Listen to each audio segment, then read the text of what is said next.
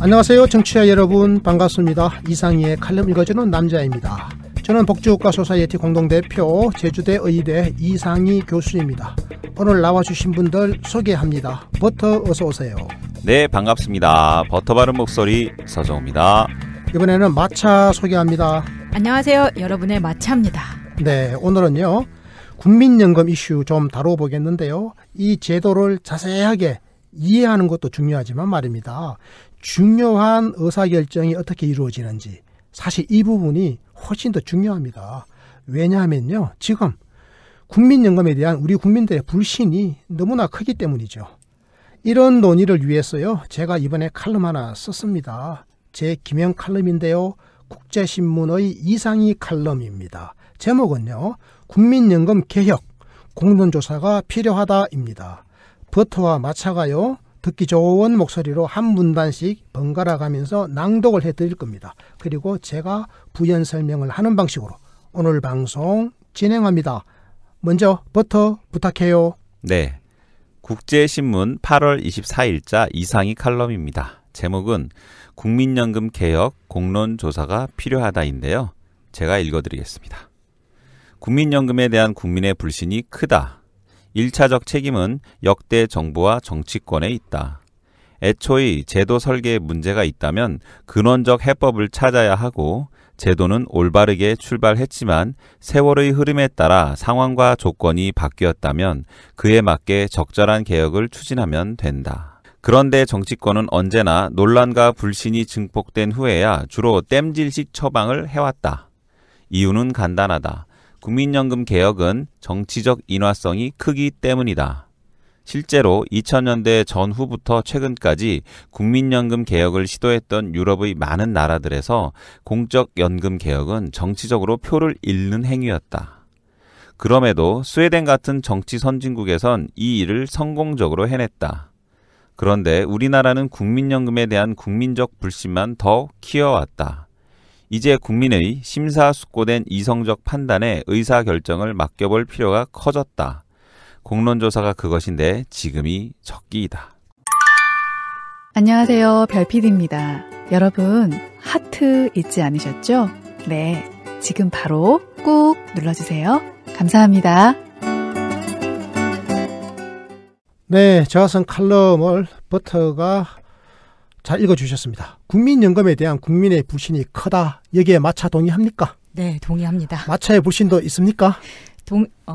불신도 있었지만 지금은 사실 많이 해소는 됐습니다. 그런데 마차 친구분들은 불신이 여전히 많죠? 네. 마차는 저희들이랑 팟캐스트를 하다 보니까 네. 국민연금에 대한 많은 내용들을 이제 알게 돼가지고 그동안에 오해, 편견 이런 것들을 많이 이제 벗어 던졌다, 저는 이렇게 보는 거고요. 네. 그런 뭐 심사숙고의 기회가 없었던 많은 우리 보통 국민들은 많은 경우에 여전히 불신을 가지고 있다, 이렇게 볼 수가 있을 것 같습니다. 그런데 여기에 대한 1차적인 책임은 누구에게 있을 것 같습니까? 저는요, 역대 정부와 여야 정치권에 있다고 생각합니다. 네. 마차도 그렇게 생각합니까? 네, 그리고 언론에도 문제가 있었죠. 아, 그렇습니다. 언론은 뭐 언제나 그 여야 정치권의 나팔수 역할 비슷하게 해왔지 않습니까? 네. 이게 세트였죠. 네. 세트로 사실은 속을 새겼다. 네. 국민의 불신을 키워왔다, 이렇게 볼 수 있을 것 같은데요. 사실은 뭐 세상의 탄생 순간부터, 어떤 제도가 탄생할 순간부터 뭐 완벽한 경우가 있겠습니까? 뭐 문제가 있을 수 있죠. 네. 한계도 있을 수 있고, 뭐 또 세월의 흐름에 따라 가지고 또 수정 보완해야 될 부분들이 나타날 수도 있잖아요, 마차. 그렇죠. 네. 네. 그러면 고치면 되잖아요. 그렇죠. 근데 왜 못 고치고 계속 방치를 하거나, 아니면 고쳐야 될 길이 분명함에도 불구하고 눈에 보여요. 그런데 엉거주춤하게 엉뚱한 길로 간다라든지, 수술을 해야 되는데 그 암덩어리를 절반만 잘라내고 나온다라든지, 뭐 그런 일을 하는 거예요. 그렇잖아요. 네. 이게 황당한 겁니다. 수술을 하면 암덩어리를 다 드러내야지, 절반만 드러내고 나오면 어떡하자라는 거예요. 그러니까 이제 불신이 커졌다, 이렇게 볼 수가 있는 겁니다. 그래서 그러면 이제 논란과 불신이 막 증폭됐잖아요. 그럼 주로 여야 정치권이 그동안 어떻게 해온 줄 아세요? 대체로 땜질식으로 뭔가를 했어요. 땜질. 근원적인 처방을 하진 않았습니다. 마차. 그런데 왜 정부나 여야 정치권이 그동안에 근원적인 처방, 그러니까 완전한 수술이죠. 이것을 하지 않았을까요? 이유가 뭡니까? 국민의 비판이 두려웠기 때문이죠. 한마디로 이야기하면 버터 뭡니까? 표 잃을까봐. 표 떨어질까봐 아닙니까? 네, 표가 맞아. 뚝뚝 좀 직설적으로 떨어지는 이야기해 이럴 소리가 때는. 들린다. 맞아. 직설적으로 이야기해도 돼요. 표 떨어질까봐 사실요. 이 국민연금 잘못 손대면 표 떨어져요. 그렇죠. 이게 정치적 인화성이라고 그래요. 인화가 뭔지 아세요? 불 나는 거? 불날 가능성이죠. 불나는 성격. 그러니까 휘발유를 인화물질이라고 하죠. 그렇습니다. 버터의 저 주옥 같은 상식 대단합니다. 바로 그거죠. 그러니까 이게 불붙을 수가 있어요. 그럼 잘못하면 정치적으로 망해요. 그래서 근본적인 계획을 잘 안 하려고 그래요. 네, 국민연금 같은 경우에는 직장을 다니게 되면 무조건 강제적으로 떼어가는 내 돈이잖아요. 그런 거죠. 그렇다 보니까 국민들에게 더 민감하게 작용하는 거죠. 그렇죠. 아주 이걸 예민한 떼어간다는 표현을 쓰는 것부터가 좀 문제라고 봅니다. 왜냐하면 실제로 저축해주는 국민들이 거잖아요. 근데 국가가 국민들은 저축해주는 그렇게 생각해요. 건데 왜 떼어간다고 생각합니까? 보십시오. 스웨덴 국민들은 떼어간다는 말 안 해요. 진짜로 스웨덴 국민들은 국가가 우리를 위해서 노후를 대비해 준다라고 생각해요. 근데 우리 국민들은 국가가 나를 위해서 대비해 준다라고 하는 게 아니고 떼어간다 이렇게 생각하는 부분들이 많아요, 실제로. 세상에 존재하는 여러 재테크 상품이 많은데요. 그중에 수익률이 제일 좋은 게 바로 국민연금입니다. 네, 그렇긴 합니다. 자, 실제로 말이죠. 2000년대 전후로 해가지고 전 세계적으로 국민연금 기금이 굉장히 많이 위기에 처했습니다. 왜냐하니까 저출산 고령화가 전 세계적인 현상이었지 않습니까? 주로 네. 선진국에서 나타나잖아요. 네. 그러니까 연금 위기가 오죠. 프랑스도 그랬고 독일도 그랬고 스웨덴도 그렇고 안 그런 나라가 없습니다. 2000년대 전후로 다 그랬습니다. 지금까지. 네. 2000년 전후부터 지금까지. 그래서 이제는 더 내고 덜 받는 개혁을 할 수밖에 없는 거예요. 이런 개혁을 했던 정치 세력들은 전부 다 표가 올라가요, 떨어져요? 표가 떨어졌겠죠. 뚝뚝 떨어집니다. 그럼에도 불구하고 스웨덴 같은 정치 선진국들은 이 일을 성공적으로 해냈습니다. 스웨덴의 연금 개혁은 정말 모범적인 것으로 평가받고 있거든요. 저는 정말 이게 부러워요. 스웨덴은요, 이 연금 개혁 해가지고 진짜로 덜 받는 게요, 엄청 덜 받고 엄청 많이 내고. 그리고 더 내는 개혁을 했습니다. 그런데도요, 성공을 했습니까? 근데 국민들이 이걸 받아들였고 이게 정치적 지지를 모아냈습니다. 왜냐하면 여야가 이걸요, 정쟁의 도구로 삼지 않기로 했거든요. 와, 너무 아름답지 않아요? 아름답죠? 이걸 만약에 우리처럼 정쟁의 도구로 삼았으면, 그랬으면 이건 아마 쫄딱 망했을 겁니다. 정쟁의 도구로 삼지 않은 이유가 바로 선거법이 여긴 좋기 때문이죠. 아니야, 선거법의 문제가 아니에요. 아닌가요? 그게 문제가 아니고 여야가 정말 이런 걸 머리를 맞대고 5년, 10년을 갖다가 심사숙고를 하고 온 국민의 여론을 들어가지고 정치 사회적 합의를 통크게 해버리는 겁니다. 그럼 국가적 수준의 합의를 해버리는 거예요. 한마디로 여야가 둘 다 국가를 위해서 고민을 그러니까 한 이건 거죠. 여야의 의사결정의 문제가 아닌 거예요. 당리당략이 아니라 당리당략의 문제가 아닌 거예요. 국가적. 이런 문제는 뭐라고 표현하지 이럴 때는? 당리당략의 문제가 아닌 거를 초당적이라 그러죠. 초당적 협력하는 게 바로 이런 겁니다. 너무 아름다운 스토리였습니다. 자, 그런데 지금 우리나라에서 이 초당적 협력이 이루어질 것 같습니까? 김성태 원내대표가 과연 초당적으로 협력을 잘 해줄까요? 저는 의구심이 듭니다. 그래서 제가 제안하는 게요. 그러므로 이제는요, 국민의 심사숙고와 이성적 판단, 여기에다가 한번 의사결정을 맡겨보자. 이게 바로 뭐죠? 공론조사입니다. 공론화위원회를 만들어서 공론조사를 하면 심사숙고된 국민의 의사가 직결될 거 아니겠습니까? 그럼 우리 국민들 이거 믿어줍시다. 여기서 나오는 결정은 우리 국민 모두의 결정이라고 우리가 간주합시다. 왜? 보통 사람들의 대표가 무작위로 뽑혀가지고 공론화위원회를 구성하고 여기서 정말 철저하게 공부해가지고 심사숙고해가지고 대한민국의 미래, 우리 후손들의 미래, 행복 이거까지 다 고려해가지고 의사결정 내린다고 믿고, 여기는 뭐 머리 좋은 천재들만 있는 것도 아니고, 그리고 뭐 대단한 학자들만 있는 것도 아니고, 그냥 우리 국민의 보통 그 상태, 우리 국민에 있는 상태 그대로를 그냥 표본으로 뽑아가지고 뭐 500명, 1000명, 1000명 이렇게 집중적으로 공론조사를 한단 말이죠. 모든 것을 다 알고 심사숙고하고 난 다음에 의사결정을 하는 것이기 때문에.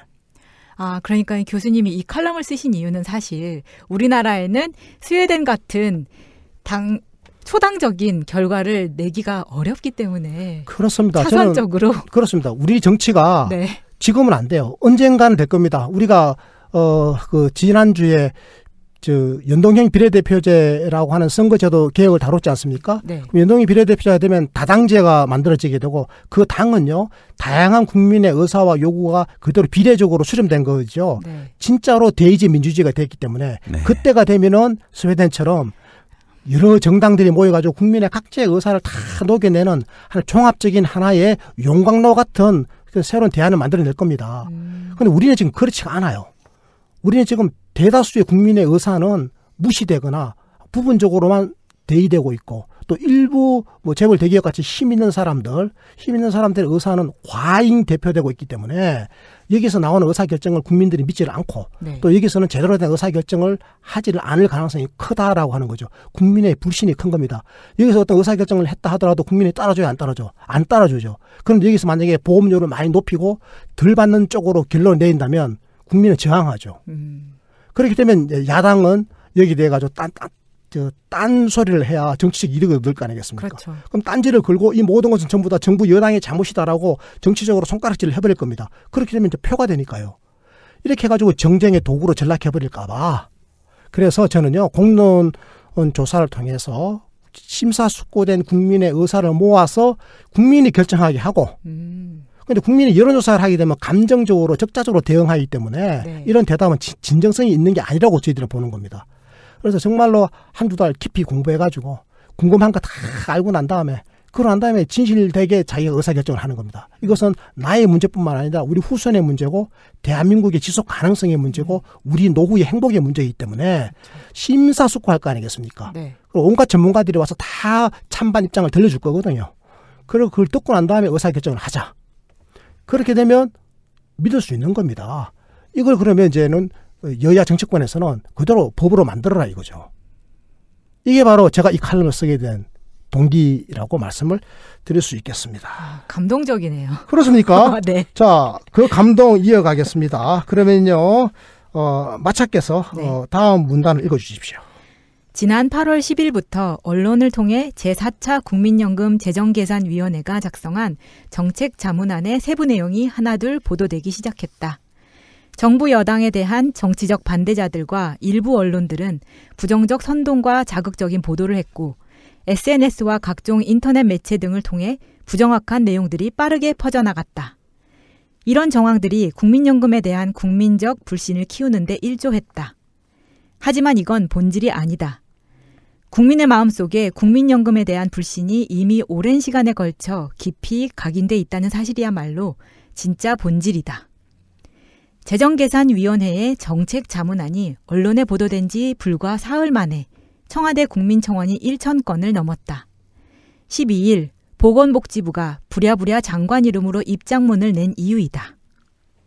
지난 8월 10일이었습니다. 정확하게 8월 10일입니다. 언론 보도를 통해서 제4차 국민연금 재정계산위원회가 작성한 정책 자문안의 세부 내용들이 막 보도된 거예요. 네. 근데 이 보도된 내용들이 보면 이제 굉장히 파편적이고 자극적이고 굉장히 선동적이었습니다. 마치 엄청나게 보험료를 더 내야 되고 그리고 나중에 다 늙어서 받아야 되고 이러다가 그야말로 개털되는 거 아닌가 싶을 정도로 이런 내용들이 굉장히 선동적인 방식으로 보도가 된 것은 또 사실입니다. 특히 SNS라든지 이런 쪽에서는 뭐 그런 정치적 어떤 나쁜 의도까지 가미되어 가지고 그런 경우가 많았습니다. 그래서 정확하지 않은 내용들이 빠르게 퍼져나간 것이 사실이죠. 이제 그럼에도 불구하고 며칠 만에 심지어는 뭐 사흘 만에 그 청와대 국민청원이 1,000건을 넘어서는 이런 전례가 아무도 없었거든요. 어떻게 사흘 만에 청원이 1,000건을 넘습니까? 근데 이거는요, 사실은 이것만으로는 설명할 수 없는 뭔가가 있는 거예요. 그게 바로 뭔가 하면 배후에 숨어 있는 국민의 감정, 즉 국민연금에 대한 국민의 불신입니다. 저는 이렇게 파악했던 거고요. 불신이 지금 있다라고 하는 것을 전제를 하자라고 하는 것이고, 그래서 12일 날 보건복지부가 장관 이름으로 입장문을 냈거든요. 이건 진실이 아니에요. 사실이 아닙니다. 했음에도 불구하고 국민의 불신은 풀리지 않았죠. 자, 버터가 계속 읽어보겠습니다. 네. 보건복지부는 정책 자문안일 뿐이며 정부안이 아니다라고 해명했지만 논란과 불신을 가라앉히기에는 역부족이었다. 그래서 문재인 대통령이 직접 나서게 됐던 바 지난 13일 문 대통령은 국민의 동의와 사회적 합의 없는 정부의 일방적인 국민연금 개편은 결코 없을 것이라며 국민의 이해를 구했다. 그럼에도 국민연금에 대한 불만과 불신의 목소리를 담은 청와대 국민청원이 이슈가 불거진 지난 10일 이후 일주일 만에 2,400여 건으로 늘었다. 여기에는 정치적 반대자들과 시장주의자들의 역할도 컸을 것이다. 자유한국당 등은 국민연금에 대한 불안을 조성하며 정부를 압박했다. 실제로 김성태 원내대표는 13일 비상대책위원회에서 국민은 국민연금을 제대로 받을 수 있을지 불만스러워하고 있다며 문재인 정권의 무능을 강조했다. 정치적 이익을 위해 국민적 불안과 불신을 조성한 셈이다. 네, 그렇습니다. 보건복지부가 그것은 정책 자문안일 뿐이다. 정부안이 아니다. 이렇게 해명했는데도 논란과 불신이 가라앉질 않았다라고 하는 거고요. 그래서 결과적으로는 이제 문재인 대통령이 직접 나서게 됐지 않습니까? 그래서 지난 13일 문 대통령께서 이렇게 말씀을 하셨죠. 국민의 동의와 사회적 합의가 없는 정부의 일방적인 국민연금 개편은 결코 없을 것이다. 그러면서 이제 국민의 이해를 구했는데요. 그럼에도 불구하고 이 국민연금에 대한 불만, 국민의 불신의 목소리는 가라앉지를 않았습니다. 청와대 국민청원이 이슈가 불거진 지난 10일 이후 일주일 만에 2,400여 건으로 늘었다고 합니다. 이게 이제 정치적으로 활용당한 이제 흔적들이 있다고 의심할 만한 부분도 있습니다. 그럼에도 불구하고 이것은 근본적으로는 국민적 불신의 수준을 보여주는 거다 이렇게 볼 수 있겠습니다. 제가 이어서 읽어보겠습니다. 이런 행태는 지난 30년 동안 지속됐다. 국민연금은 1988년 1월 보험료율 3%와 소득대체율 70%로 출범한 공적 연금이다. 보험료율은 가입자의 월 소득 대비 보험료의 100분율이고 소득대체율은 가입자의 가입기간 동안 평균 소득 대비 연금 수령액의 100분율인데 출발 당시 제도의 수용성을 높이려는 시도라 해도 이건 지속 가능성이 전무했다. 그래서 국민연금법 개정으로 1998년부터 보험료율 9%와 1999년부터 급여율 60%를 적용했다. 하지만 이것도 지속 가능하지 않기는 마찬가지였다. 2003년 국민연금 재정계산위원회의 재정계산 결과 2047년 기금이 소진된다는 추계가 나왔다. 정부가 국민연금법 개정안을 제출했지만 국회의 논의는 3년이나 공전됐다. 그러다가 2007년 4월에서야 여야 정치권은 연금 개혁안을 합의했다. 이때 개정된 국민연금법이 지금까지 적용되고 있다. 지금 국민연금의 역사가 30년이 됐거든요. 네. 국민연금이요. 1988년 1월 처음 만들어질 때는 보험료율이 3%밖에 안 됐습니다. 그런데 소득 대체율은요. 70%입니다. 어마어마합니다. 지금은요. 얼마인 줄 아세요? 지금은 보험료율이 9%고 소득 대체율이 40%까지 떨어지도록 돼 있거든요. 네.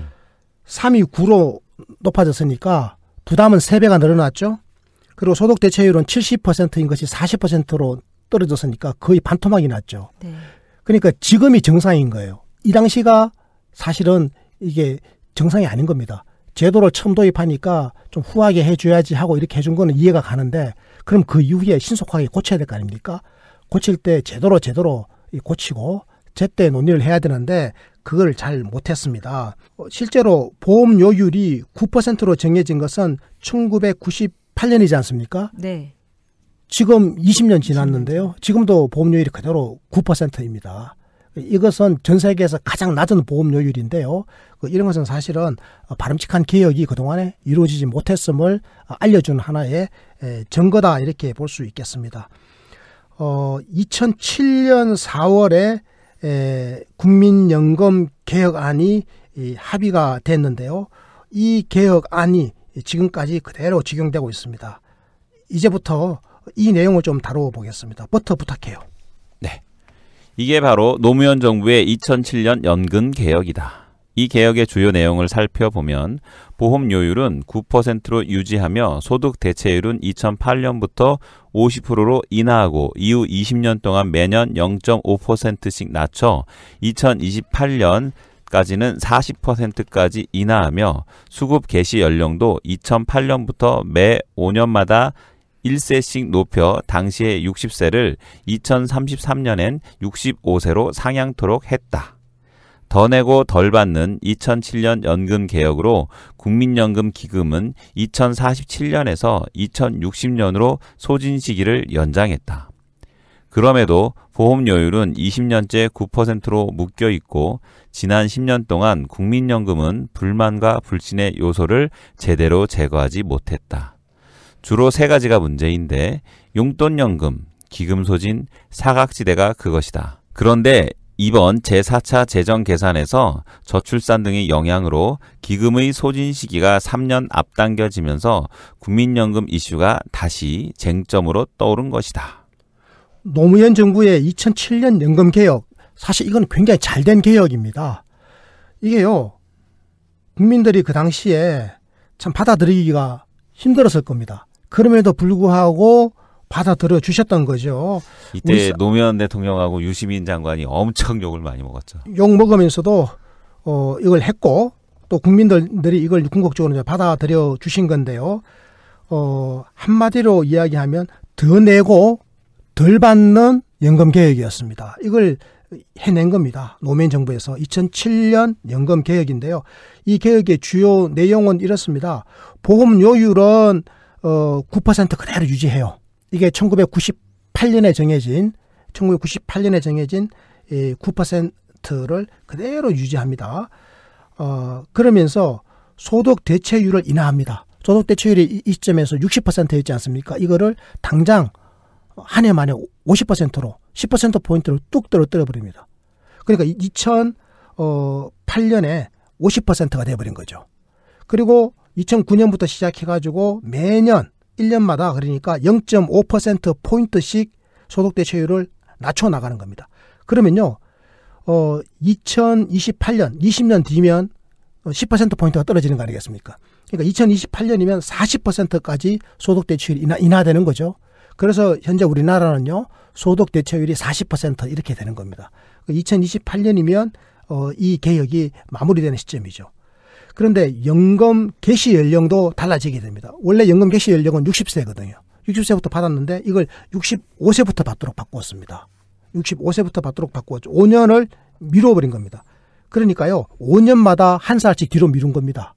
그러니까 2007년 연금개혁으로 2008년부터 카운트하기 시작했으니까 25년을 여기다 대보십시오. 25년이라야 5년씩이면 5 곱하기 5 해가지고 5년에 1세씩 해가지고 5세가 늘어날 거 아니겠습니까? 그러면 2008년 더하기 25년 하면 2033년이죠. 2033년 되면 이제는 65세의 연금을 받게 됩니다. 그러니까 2033년이 되면 65세부터 연금을 받게 된다. 그야말로 더 내고 덜 받는 연금개혁. 이게 바로 2007년에 노무현 정부의 연금개혁이었다. 이렇게 볼 수 있습니다. 이 연금개혁 덕분에 국민연금기금은 2047년에 원래 고갈되도록 되어 있었던 것이 2060년으로 소진 시기를 연장했다. 이렇게 볼 수 있겠습니다. 자, 그런데 말이죠. 이번에 제4차 재정계산에서 저출산 등의 영향으로 인해 기금의 소진 시기가 3년 앞당겨졌던 겁니다. 상황의 변화가 생긴 거죠. 그러면 이 상황의 변화에 어떻게 능동적으로 대응할 건지, 그래서 연금 이슈가 다시 정치사회적 쟁점으로 떠올랐다. 이렇게 말씀드릴 수 있겠습니다. 이 소진이라는 말 때문에 계속해서 그 보수 언론이 자극을 하는 것 같은데요. 그렇죠. 예를 들어서 이런 언론의 악의적인 보도, 그러니까 용어 자체를 고갈, 소진 이렇게 해서 국민을 불안하게 만드는 건데, 정권에 따른 국민연금에 대한 비판 보도 횟수를 보면요, 보수신문이 민주정부 때 비판 기사가 2배가 넘는 횟수로 더 많이 비판을 하고 있습니다. 지금도 같은 상황이라고 보는데요. 비판을 더 많이 하면서 계속해서 불안하게 만드는 것인데, 이게 기금 고갈론이라는 게 사실 미국 사회보장연금을 예로 보면요, 우리식으로 계산을 하면 미국도 2034년에 고갈이 되지만 우리 같은 소란이 일어나지 않습니다. 자본 축적이 목적이 아니라 보장성 강화가 목적이 돼야 되는데, 어쨌든 내가 낸 총액보다는 많이 받는 게 우리 국민연금이거든요. 그렇게 치면 사실은 우리는 건강을 챙기는 게 더 중요한 거거든요. 오래 살아야지 그만큼 길게 받을 수 있으니까요. 그런데 오래 살고 길게 받는 거는 좋은데 이렇게 되면 진짜로 국민연금 기금이 이제 고갈되는 문제가 생기는 거죠. 한번 생각해 보세요.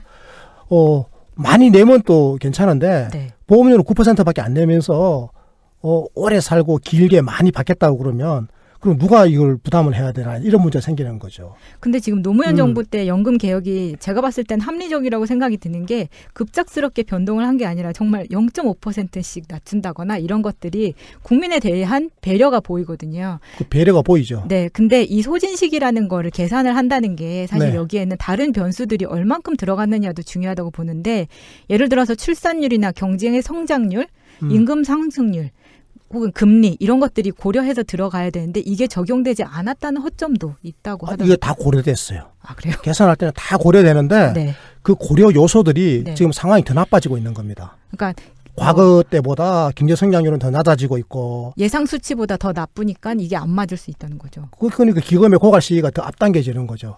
기금이 이제 고갈되면 어떻게 해야 되겠습니까? 그 당시에 고령층을 누가 이제 부양해야 되는가 하면 그 당시에 경제활동 인구가 부양해야 되잖아요. 젊은 사람들이.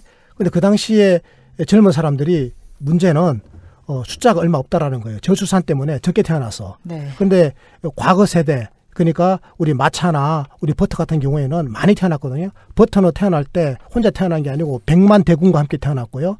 우리 마차는 최소한 70만 내지 80만 대군과 함께 태어났는데 지금 태어나고 있는 애들은 몇 명 태어나는지 보십시오. 지금은요. 작년에는 35만 7천 명이 태어났고요. 올해는 아마 32만 명 정도가 태어날 것 같고 그리고 조만간에 몇 년 안 지나가지고 아마 20만 명대로 뚝 떨어질 겁니다.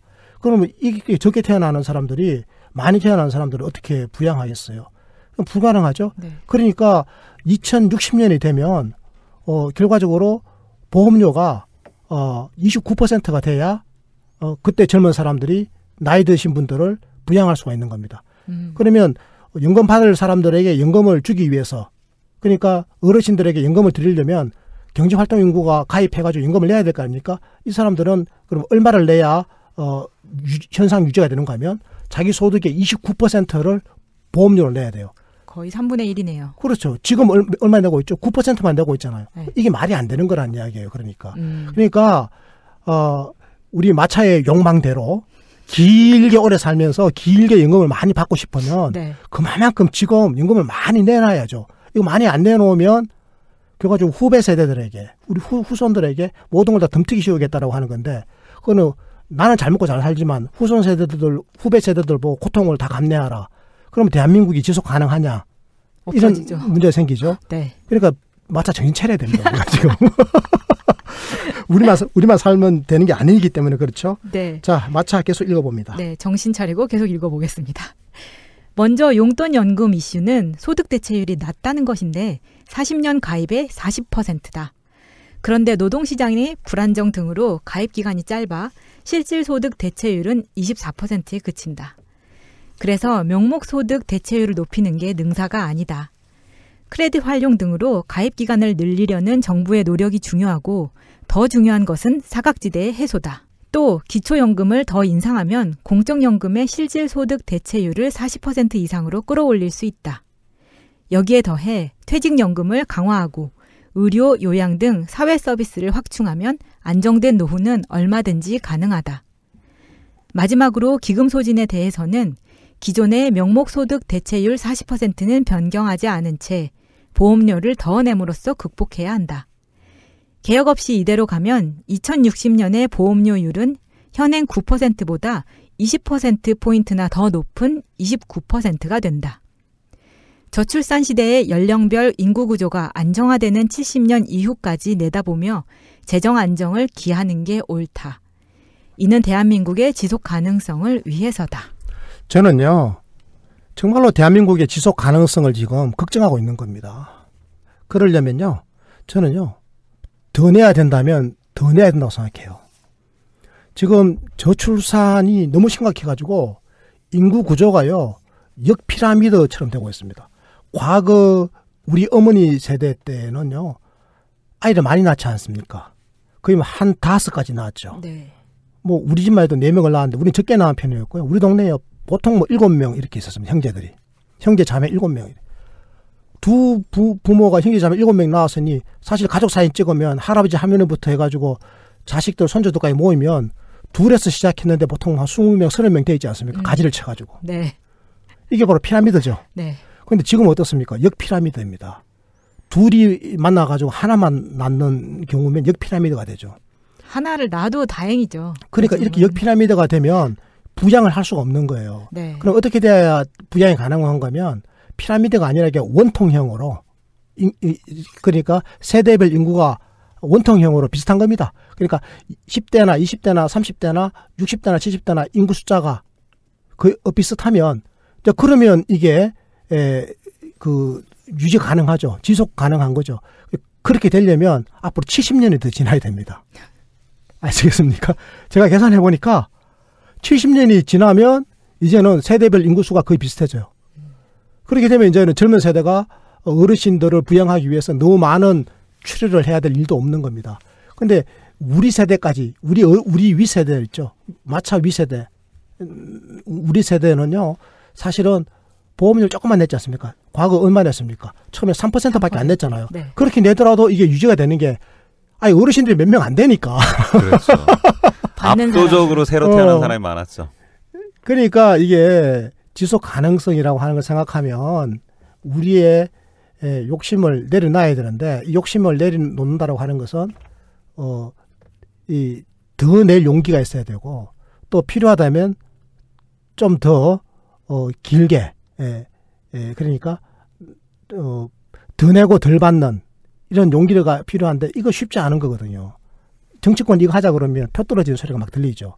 그런데 이건 국민 스스로가 판단할 수밖에 없는 겁니다. 국민 스스로가 심사숙고해가지고 그냥 막 우리만 대충 받아먹고 어떻게 말아버리자 싶으면 그냥 그렇게 해도 되고 심사숙고하다 보면 저는 그렇게 하지 않을 거라고 생각하는 겁니다. 내 아들 세대와 내 손주 세대까지도 생각하면서 그야말로 세대 간의 균형을 이루는 선에서 합리적인 판단을 할 것이다.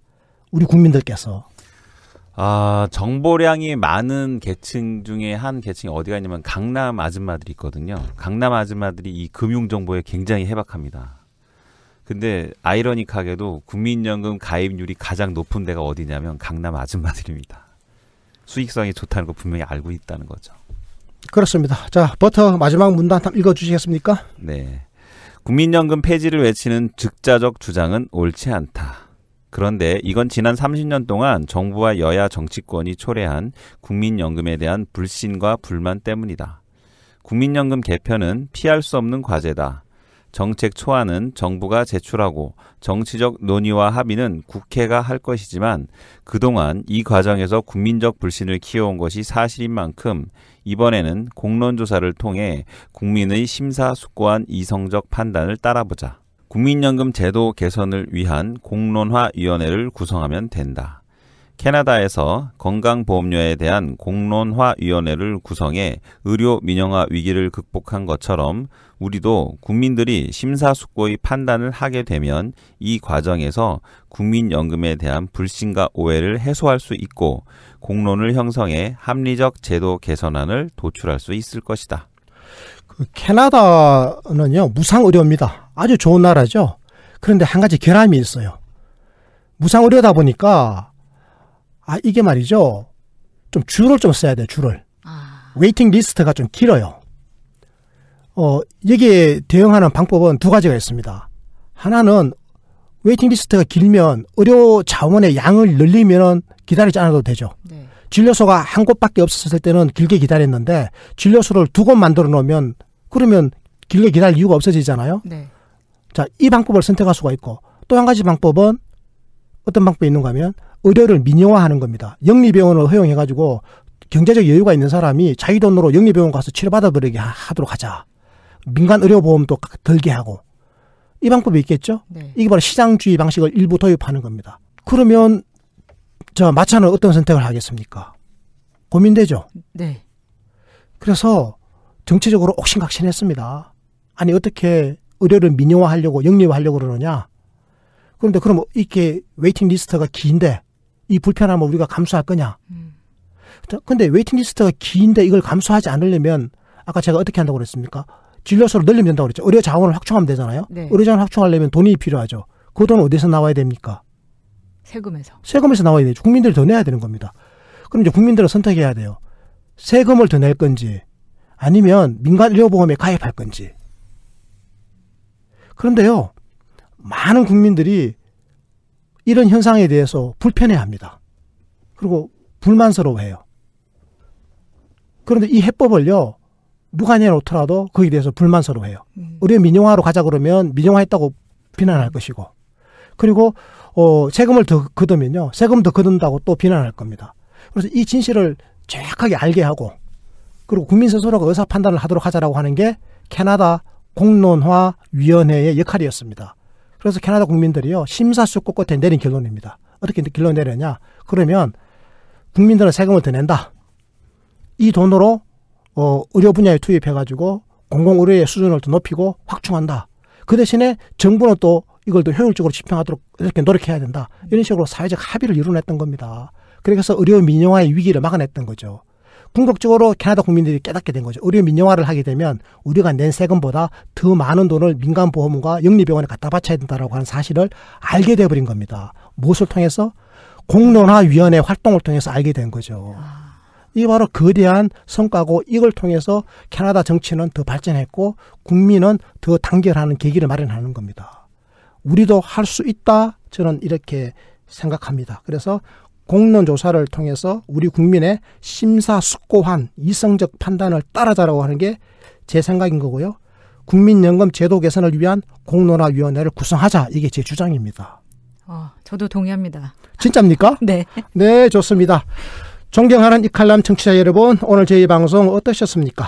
이제 우리는 국민연금에 대한 불안과 불신을 벗어내야 합니다. 아무쪼록 오늘 저희 방송 이칼람이 여기에 조금이라도 도움이 되었길 바라봅니다. 이것으로 오늘 방송 마칩니다. 지인들에게 정치 많이 권해주시고요. 저희는 늘 최선을 다하겠습니다. 함께해 주셔서 고맙습니다. 감사합니다. 국민이 행복한 나라, 역동적 복지국가의 시각으로 세상을 바라보는 이상열 칼럼 읽어주는 남자. 복지국가 실현의 그날까지 늘 최선을 다하겠습니다. 구독하기, 좋아요, 다운로드 부탁드립니다. 고맙습니다.